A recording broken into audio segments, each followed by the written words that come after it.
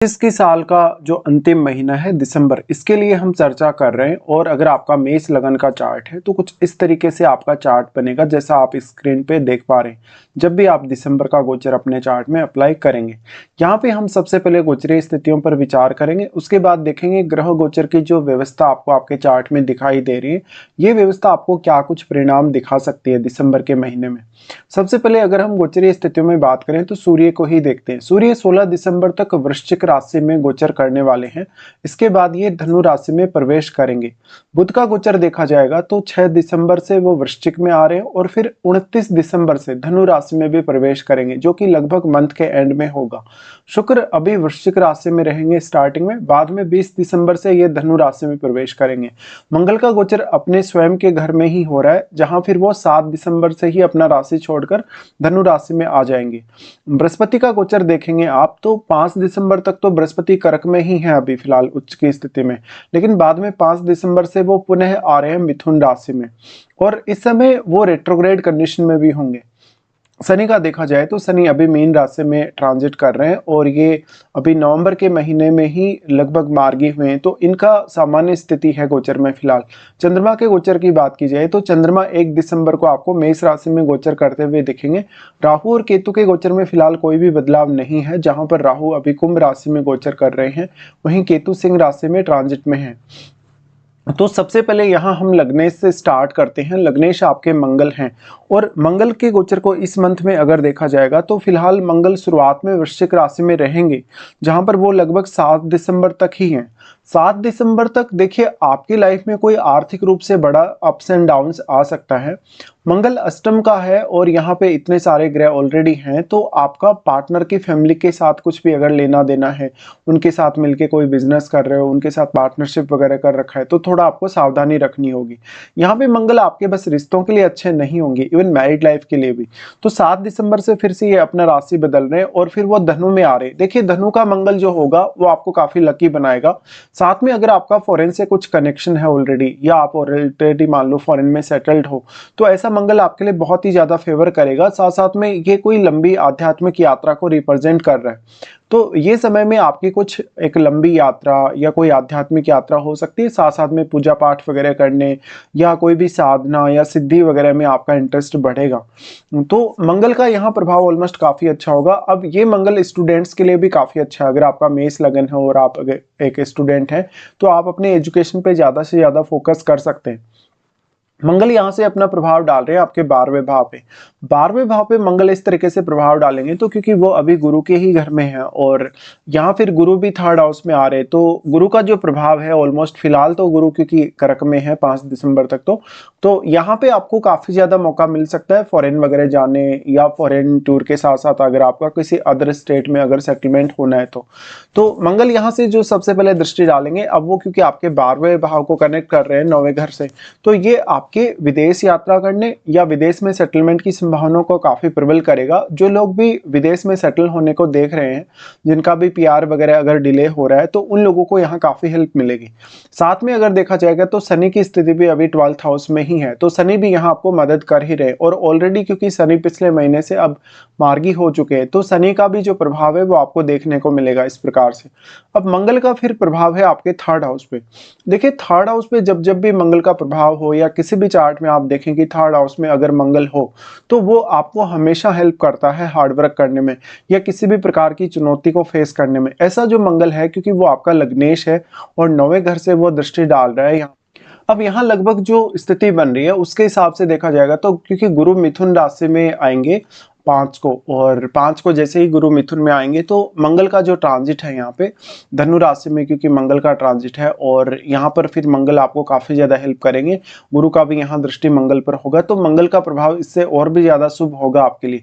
साथ में देखिए आप अपनी व्यक्तिगत रूप से कोई भी प्रकार का आप कौशल रखते हैं, किसी भी प्रकार का टैलेंट रखते हैं, किसी भी प्रकार की क्षमता आप में है, उसका पूरा का पूरा यूज आप कर सकेंगे। मंगल का प्रभाव यहाँ से रहेगा 4th हाउस पे, तो ये फैमिली से दूर जाने का संकेत करता है। फैमिली के लोगों के साथ थोड़ा बहुत मतभेद होना या किसी न किसी बात को लेकर आपका थोड़ा सा डोमिनेटिंग बिहेवियर होना, ये दिखाता है। उसके बाद मंगल, आप अगर विदेश में रहते हैं, अगर किसी अदर स्टेट में रहते हैं, तो आपको कोई ना कोई ऐसा लाभ दिला सकता है, जैसे प्रॉपर्टी वगैरह का लाभ हो, घर में कोई भी आपको ऐसा कोई सामान खरीदना या ऐसी कोई ज़मीन जायदाद वगैरह खरीदना हो, यानी कोई बहुत बड़ा आपको काम करना है इस तरीके से अपने फैमिली रिलेटेड। तो ऐसा मंगल जिम्मेदारियों को निभाने के लिए काफ़ी अच्छा है, लेकिन आपके लिए काफ़ी एनर्जेटिक भी साबित होगा। तो आपके कार्य काफ़ी तेज़ी से बनेंगे, और मेनली क्योंकि मंगल यहाँ तीसरे भाव को कनेक्ट कर रहे हैं, तो आपको यहाँ हार्डवर्क करने में काफ़ी हद तक मदद मिलेगी। उसके बाद हम लेते हैं यहाँ शुक्र को। शुक्र आपके चार्ट में देखा जाए तो वो दूसरे भाव के स्वामी और सातवें भाव के स्वामी हैं। फिलहाल अगर इनका गोचर भी देखा जाएगा इस मंथ में, तो शुक्र वृश्चिक में रहने वाले हैं। देखिए, वृश्चिक का जो शुक्र होता है वो कोई ना कोई एक रिलेशनशिप देता है, कोई ना कोई एक अफेयर की तरफ आपको लेकर जाता है। और क्योंकि शुरुआत में लगभग अगर हम मंगल की स्थिति को भी देखें तो 7 दिसंबर तक तो यहाँ पर मंगल भी वृश्चिक में ही रहेंगे। तो 7 दिसंबर तक अगर आपका ऑलरेडी किसी से कोई रिलेशनशिप है, किसी से आपकी कोई फ्रेंडशिप वगैरह है, तो वो ठीक है। उसके बाद से जब मंगल आपके नवम में चले जाएंगे और शुक्र यहाँ अकेले बचेंगे, उसके बाद से हो सकता है कि आप अपने पार्टनर से बहुत ज़्यादा डिससेटिस्फाई रहेंगे या आप किसी और की तरफ अट्रैक्ट होंगे। तो एक जो ऑलरेडी अगर किसी का भी अगर रिलेशन चल रहा है, तो वो रिलेशन कुछ समय तक चलेगा, उसके बाद आप किसी और में इंटरेस्ट लेना प्रारंभ कर देंगे। ऐसा जो शुक्र होगा धन संपत्ति के हिसाब से काफ़ी अच्छा साबित होगा, इन लॉज से आपको काफ़ी मदद मिल सकती है। लेकिन पार्टनर के साथ कहीं ना कहीं कुछ ना कुछ इश्यूज आपको सामने आएंगे। तो यहाँ पर एक ऐसी स्थिति बन रही है जहाँ पर आप कुछ अपने पार्टनर से छुपा रहे हैं, कहीं ना कहीं आपका कोई रिलेशनशिप छुपा रहे हैं, या तो आप अपनी अर्निंग्स छुपा रहे हैं, आपके पास कोई सीक्रेट इनकम का सोर्स है जो आप अपनी फैमिली से, अपने पार्टनर से छुपाने की कोशिश कर रहे हैं। इस प्रकार का जो शुक्र है, अब अष्टम में शुक्र है, तो निश्चित तौर पे आपकी कुछ ऐसी इमोशंस हो सकती हैं, ऐसी भावनाएं या ऐसी कुछ रिक्वायरमेंट्स हो सकती हैं आपके रिलेशनशिप को लेकर जो आप अपने पार्टनर को नहीं बताना चाहते। शुक्र यहाँ से अपने ही भाव पे दृष्टि डालेंगे, तो क्योंकि सूर्य और बुध इधर साथ हैं, इसलिए ये क्रिएटिविटी के लिए बहुत ही ज़्यादा अच्छा है। अगर आप में वाणी से रिलेटेड कोई भी टैलेंट है या किसी भी अन्य प्रकार से आप अपना जो टैलेंट है उसका परफॉर्मेंस करना चाहते हैं या प्रदर्शन करना चाहते हैं, तो ऐसा शुक्र आपको काफ़ी हेल्प करेगा और दूसरों को अपनी वाणी से प्रभावित करने में।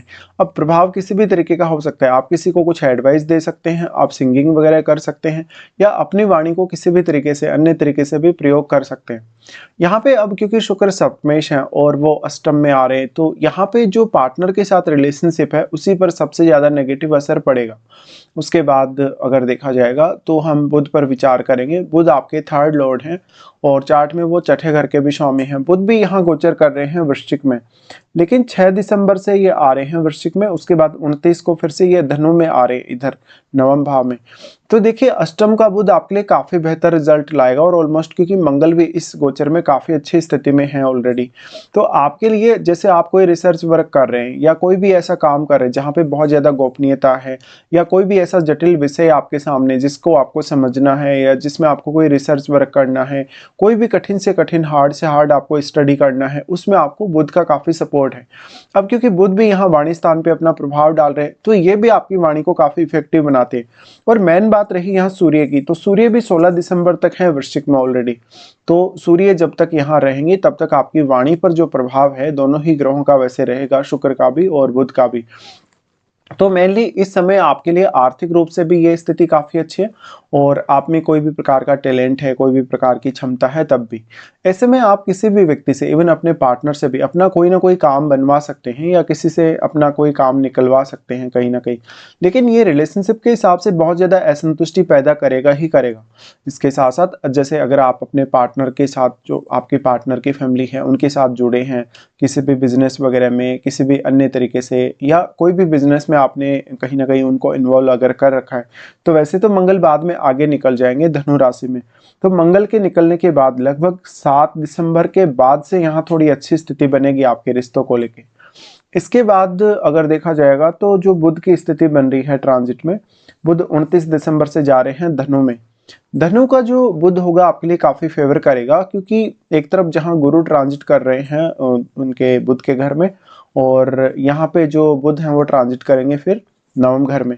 तो ऐसे में दोनों एक दूसरे के विपरीत भी होंगे, और ये आपको स्टडीज वगैरह में काफ़ी मदद करेगा, कुछ नया एक्सप्लोर करने में भी काफ़ी मदद करेगा। तो ये उन लोगों के लिए बहुत ही ज़्यादा बेटर होगा जिनका हायर स्टडीज से रिलेटेड कोई ना कोई रिलेशन है। उसके बाद आ जाते हैं चंद्रमा पे। चंद्रमा को अगर देखा जाएगा तो चंद्रमा फिलहाल आपके लगन में ट्रांजिट करेंगे, लगभग 1 तारीख के आसपास की ये स्थिति है। तो यहाँ पे जो चंद्रमा का ट्रांजिट है, देखिए मेनली ये जो मंथ है आपका स्टार्टिंग का जो समय रहेगा, कहीं ना कहीं आप अपनी फैमिली और अपने आप को थोड़ा ज़्यादा समय देना चाहेंगे। साथ में आपका पब्लिकली कोई भी ऐसा काम है जहाँ पे आप पब्लिकली डील करते हैं रोज रोज, तो ऐसे में आप दूसरों के लिए काफ़ी सपोर्टिव साबित होंगे। चंद्रमा उसके बाद आ रहे हैं आपके सेकेंड हाउस में, जहाँ पर वो आर्थिक रूप से आपका कोई बहुत बड़ा डिसीजन दिखाते हैं या आर्थिक रूप से कोई आपको बड़ा लाभ दिखाते हैं। इस समय अगर आप लालच में फंसते हैं, अगर आपका चंद्रमा चार्ट में अच्छी स्थिति में नहीं है, या मान लो अगर सेकंड हाउस में राहु केतु जैसे ग्रह बैठे हैं, शनि जैसे ग्रह बैठे हैं, तो आपको थोड़ी आर्थिक रूप से परेशानी हो सकती है या आर्थिक रूप से डिसीजन लेने में दिक्कतें हो सकती हैं। चंद्रमा उसके बाद आ जाते हैं आपके थर्ड में। थर्ड में चंद्रमा का आना एक क्विक ट्रेवल देगा, साथ में कुछ नया सीखने या कुछ क्रिएटिव करने के लिए काफी अच्छी स्थिति होगी। उसके बाद लगभग आप देखेंगे कि 7-8 तारीख के आसपास चंद्रमा की स्थिति बनेगी अपने ही घर में। अपने घर में चंद्रमा रहेंगे तो ये काफी फेवर करेगा आपको कहीं ना कहीं एक मानसिक रूप से एक रिलीफ आएगा, एक संतुष्टि आएगी कहीं ना कहीं किसी भी पर्टिकुलर काम को लेके, जैसे कि आप अपने आप को लेके बहुत सेटिस्फाई होंगे, आपकी खुद से जो शिकायतें हैं वो आप दूर कर लेंगे, या कहीं ना कहीं फैमिली के साथ आपका रिलेशन थोड़ा ज़्यादा बेटर होगा यहाँ पे। तो ये वाला जो समय रहेगा लगभग 7-8 तारीख के आसपास का, ये समय में करियर को लेकर और अपने घरेलू जीवन को लेकर आप कुछ बड़े फैसले ले सकते हो। फिर यहाँ चंद्रमा आ रहे हैं पंचम में। पंचम में चंद्रमा आएंगे तो ये उतना बेटर नहीं होगा। जो भी लोग कोई भी प्रकार से स्पिरिचुअलिटी की तरफ आगे बढ़ना चाहते हैं, सिर्फ ये उन्हीं को ज्यादा फेवर करेगा। उसके बाद हम यहाँ सूर्य को लेते हैं। सूर्य आपके पंचमेश हैं और आपके चार्ट के हिसाब से देखा जाए तो सूर्य का ट्रांजिट रहेगा वृश्चिक में। 16 दिसंबर तक इनका ट्रांजिट वृश्चिक में है। देखिए सूर्य वृश्चिक में ऑलमोस्ट काफी अच्छे साबित होते हैं जब वो आपके पंचमेश होके यहाँ आ रहे। तो सूर्य यहाँ अष्टम भाव से संबंधित आपका किसी भी प्रकार का कोई भी काम है उसमें आपको बहुत ही ज्यादा मदद कर रहे हैं। इवन आपको इन लॉज से भी काफी मदद करवाने वाले हैं। लेकिन क्योंकि मंगल के ट्रांजिट पे भी ये सब डिपेंड करेगा, तो मंगल यहाँ पे आपको अगर देखना होगा 7 दिसंबर तक, क्योंकि वो यहाँ वृश्चिक में रहेंगे। ऐसे में 7 दिसंबर के बाद आपके रिश्ते थोड़े ज़्यादा बेटर होते दिखाई देंगे। सूर्य जस्ट अपना एनर्जी यहाँ लेके आ रहे हैं, अपना पूरा का पूरा जो कहीं ना कहीं जो एनर्जी है वो लेके आ रहे हैं। तो यहाँ पर आपको अष्टम भाव को एक्सप्लोर करने में मदद मिलेगी, हायर स्टडीज़ में आपको मदद मिलेगी, साथ में किसी भी तरीके से अपने लिए कुछ नया इनकम सोर्स खोजने या कुछ ना कुछ ऐसी चीज़ें करने के लिए आपको मदद मिलेगी जहाँ पर आपके जीवन में बहुत ज़्यादा गोपनीयता है, इवन अपने रिश्तों को लेकर भी। लेकिन रिलेशनशिप वाइज देखा जाए या आपके पर्सनल जो कहीं ना कहीं अपने फैमिली से या अपने इन लॉज से जो कनेक्शन है उनको लेकर अगर देखा जाए तो ये उतनी बेटर स्थिति नहीं होगी। तो यहाँ सूर्य का आना कहीं ना कहीं हो सकता है उतना बेटर ना रहे आपके रिश्तों के लिए, बट आर्थिक रूप से और आपको स्टडीज वगैरह में सूर्य काफी हद तक यहाँ मदद करेंगे। उसके बाद सूर्य स्वयं भी जा रहे हैं धनु राशि में। धनु राशि में जो जा रहे हैं 16 दिसंबर के बाद से ये आ रहे हैं धनु में। तो ऐसा सूर्य जो होगा आपको एक लॉन्ग डिस्टेंस टूर दे सकता है। मेनली वो टूर आपकी स्टडीज वगैरह के लिए हो सकता है, कहीं कुछ प्रैक्टिकल एक्सपीरियंस के लिए घूमने फिरने आप जा सकते हैं। साथ में जो लोग हायर स्टडीज की तरफ आगे बढ़ना चाहते हैं उनके लिए बहुत ही ज्यादा फेवर करेगा। सूर्य यहाँ से दृष्टि डालेंगे थर्ड पे दृष्टि डालेंगे तो ऑलमोस्ट यहाँ क्योंकि गुरु की स्थिति बनी रहेगी, इसलिए गुरु और सूर्य आपस में आमने सामने होंगे और मंगल भी यहाँ होंगे। ऐसे में आपको स्पिरिचुअली कहीं ना कहीं ज़्यादा ग्रो होने में मदद मिलेगी स्वयं को, और साथ में किसी भी प्रकार का एफर्ट करने में भी। तो ये एक बहुत ही बेटर सिचुएशन होगी आपके चार्ट के हिसाब से अगर देखा जाए। उसके बाद यहाँ पर हम लेते हैं, यहाँ जैसे शुक्र के बारे में बात की, बुध के बारे में बात की, और अब बात करते हैं गुरु के बारे में। गुरु का ट्रांजिट बेहद खास है और गुरु क्योंकि लगभग 5 दिसंबर के बाद से वो थर्ड में आ जाएंगे वापस। तो 5 दिसंबर तक तो गुरु का जो ट्रांजिट है वो फोर्थ में ही है, और जहां से वो फिर आपके अष्टम भाव, आपके दसम भाव और आपके 12वें भाव को एस्पेक्ट भी कर रहे हैं। तो इन भावों से रिलेटेड मान लो आपको कोई फैसला लेना है 5 दिसंबर तक, आपको कोई प्लानिंग करनी है आगे के लिए, तो वो आप कर सकते हैं। बाद में गुरु वापस क्योंकि बैक जा रहे हैं, वो तो आपके थर्ड में जा रहे हैं। थर्ड में जाने से मेनली वो आपको एफर्ट करने में काफी मदद करने वाले हैं। और जब से गुरु मिथुन राशि में आए तब से लेकर अब तक आपका कुछ ऐसे फैसले रहे जो आपने बदले, या जहां पर आपको रिक्वायरमेंट के हिसाब से रिजल्ट नहीं मिला, तो वहां पे अभी आप कुछ ना कुछ चेंजेस एंगेज कर सकते हो। साथ में गुरु का यहाँ जो प्रभाव है वो कहीं ना कहीं आपके लिए काफ़ी हेल्पफुल साबित होगा, कोई भी प्रकार का निर्णय लेने में, कोई भी प्रकार का ऐसा डिसीजन जहाँ पर आपको काफ़ी हार्डवर्क करना पड़े। गुरु का यहाँ से दृष्टि होगा सप्तम पे, तो जिन लोगों का भी अभी तक मैरिज में कुछ ना कुछ रुकावट आ रही है, जिन लोगों का मैरिज नहीं हो पा रहा या जिनका एंगेजमेंट वगैरह नहीं हो पा रहा, उनके लिए गुरु काफ़ी हेल्पफुल साबित होंगे। और ये देखिए रिटर्न वाला ट्रांजिट है, यानी ये नॉर्मल ट्रांजिट नहीं है, तो इसका जो प्रभाव होगा काफ़ी ज़्यादा इफेक्टिव होगा। अब लेकिन आप अपने चार्ट में देखिए कि गुरु की स्थिति कैसी है। गुरु का सप्तम भाव पर प्रभाव होने से आपके मान सम्मान में वृद्धि होगी, आपके रेपुटेशन में काफ़ी वृद्धि होगी और आप मेनली अपने स्किल्स की वजह से थोड़ा ज़्यादा जाने जाएंगे। यहाँ पे अब आपका पार्टनर भी आपको काफ़ी हद तक मदद करेगा। गुरु का प्रभाव होगा फिर नवम पर। नवम पर जो प्रभाव होगा, ऐसा गुरु आपको स्टडीज़ में मदद करेगा, लंबी दूरी की यात्रा करने, विदेश यात्रा करने में काफ़ी हद तक मदद करेगा। साथ साथ में गुरु का दृष्टि होगा 11th हाउस पर। देखिए 11th हाउस का जो गुरु का दृष्टि है वो आर्थिक रूप से आपके लिए काफ़ी मददगार साबित होगा। और यहाँ राहु पर गुरु का एस्पेक्ट है। राहु पर गुरु का एस्पेक्ट है तो उन लोगों का जिनका पैसा कहीं फंस गया, पैसा कहीं आपने गलत इन्वेस्ट कर दिया या कुछ ऐसा आपने कर दिया जो आपके लिए एक बैड डिसीजन साबित हुआ अभी तक, तो उन मामलों में आपके लिए स्थिति काफ़ी बेटर होगी। गुरु का दृष्टि 11th हाउस पर होने से मेनली आपके लिए कोई भी स्पेसिफिक पर्पज़ है आपका जो आप लाइफ में अचीव करना चाहते हैं, वो अचीव करने में काफ़ी हद तक मदद मिलेगी। तो ऐसा गुरु आपके कार्य क्षेत्र के लिए, आपके रिलेशनशिप के लिए एक बहुत बेटर स्थिति लाएगा और एक अच्छा बैलेंस भी लाएगा रिश्तों में।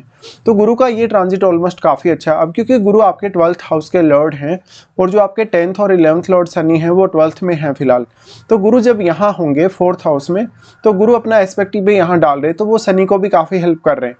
लेकिन यहाँ वो आ जाने के बाद से यहाँ जब उनकी स्थिति बनेगी तब भी वो यहाँ एस्पेक्ट डाल रहे हैं, जो जहाँ शनि का एस्पेक्ट है यानी नवम भाव पे आपके, तो यहाँ वो आपको हायर स्टडीज में और लॉन्ग डिस्टेंस टूर में काफ़ी हद तक मदद कर ही रहे हैं। उसके बाद अगर देखा जाएगा तो हम शनि के बारे में बात कर लेते हैं। शनि आपके 10th और 11th लॉर्ड हैं।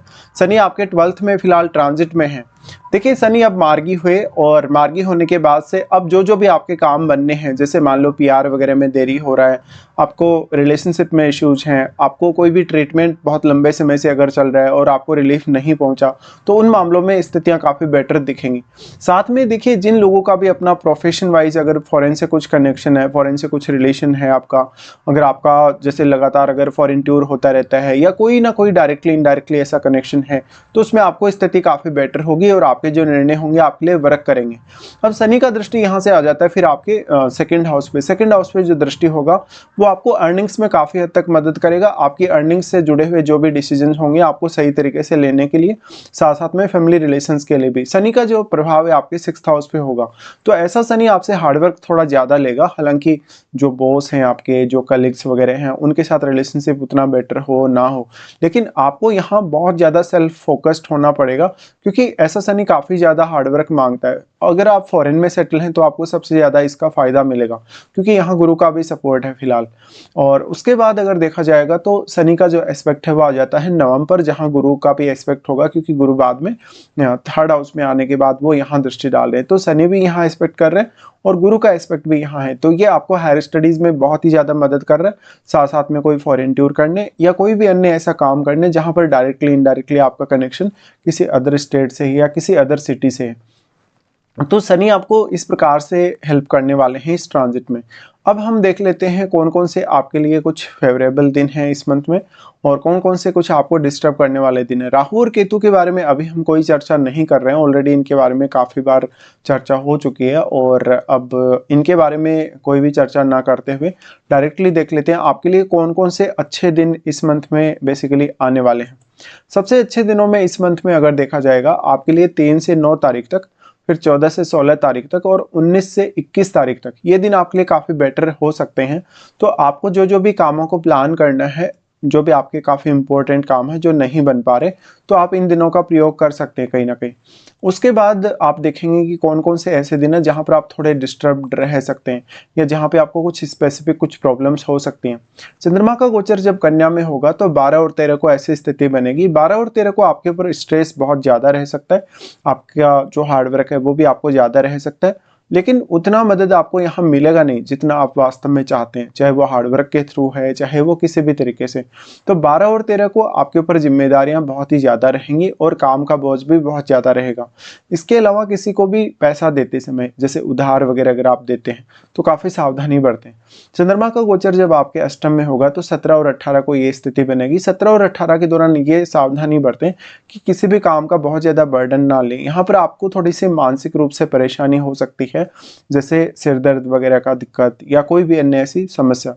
यहाँ पे मेनली स्ट्रेस या एंग्जाइटी की वजह से आपको मेजर प्रॉब्लम्स होंगी। 17 और 18 को आर्थिक रूप से आप कोई बड़ा फैसला कर सकेंगे। आर्थिक रूप से आपके जीवन में कोई बड़ा परिवर्तन भी इस समय आ सकता है। उसके बाद देखेंगे तो चंद्रमा जब मीन राशि में ट्रांजिट में होंगे 27 और 28 को, तो इस समय अगर आप अपना फॉरेन टूर प्लान कर रहे हैं या फॉरेन में सेटलमेंट को प्लान कर रहे हैं, फिर ये काफ़ी बेटर स्थिति होगी। लेकिन आपके लिए कुछ मेजर खर्चे ये 2 दिन दिखा सकते हैं, जहां पर आपके कुछ गलत फैसले भी होंगे जो आर्थिक रूप से हो सकते हैं, तो आपको यहाँ थोड़ी परेशानी होगी। तो ये कुछ दिन आपके लिए जो बहुत ज़्यादा आपके खराब रह सकते हैं। फिलहाल हमने यहाँ पूरा डिस्कशन किया। फिलहाल आपको वीडियो देखने के लिए धन्यवाद।